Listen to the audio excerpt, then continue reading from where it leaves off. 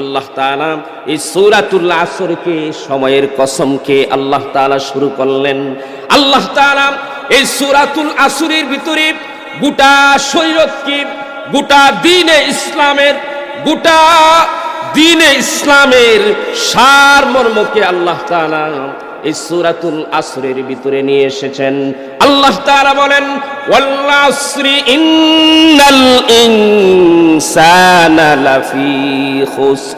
আল্লাহ তাআলা বলেন, ওয়াল আসরি, আসরের কসমকে বলতেছি, ইন্নাল ইনসানা লাফি খুসরিন, নিশ্চয় পৃথিবীর সমস্ত মানুষ ক্ষতিগ্রস্ত, নিশ্চয় পৃথিবীর সমস্ত মানুষ না কামিয়াবির ভিতরে রয়েছে, নিশ্চয় পৃথিবীর সকল মানুষ জাহান্নামী।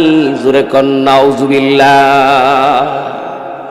পৃথিবীর সমস্ত মানুষকে আল্লাহ জাহান্নামী বললেন, কিন্তু দুই শ্রেণী, দুই সিফতওয়ালা মানুষ, দুই গুণওয়ালা মানুষ, দুইটা গুণ যাদের ভিতরে থাকবে তারা জাহান্নামী নয়। দুইটা গুণ যাদের ভিতরে থাকবে তারা জাহান্নামী নয়। এই দুই গুণ যাদের ভিতরে না থাকবে তারা জাহান্নামী।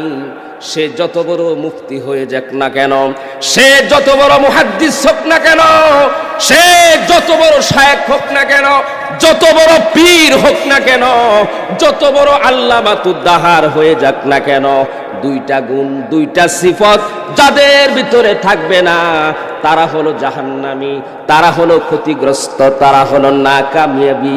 আর দুইটা গুণ, দুইটা সিফত যাদের ভিতরে থাকবে তারা হলো জান্নাতি। কয়টা সিফত? জোরে বলেন কয়টা সিফত? আর একটু জোরে বলেন কয়টা সিফত? এই দুইটা গুণই হলো গোটা দ্বীনে ইসলামের শান নির্যাস। এই দুইটা গুণই হলো গোটা শরীয়ত ইসলামের শান নির্যাস। এই দুইটা গুণই হলো গোটা দ্বীনে ইসলামের মূল কথা, আসল কথা, মূল বক্তব্য, মুদ্রা কথা। জোরে কোন ঠিক কিনা? একটা গুণ হলো ইল্লাল্লাযীনা আমানু ওয়া আমিলুস সালিহাত।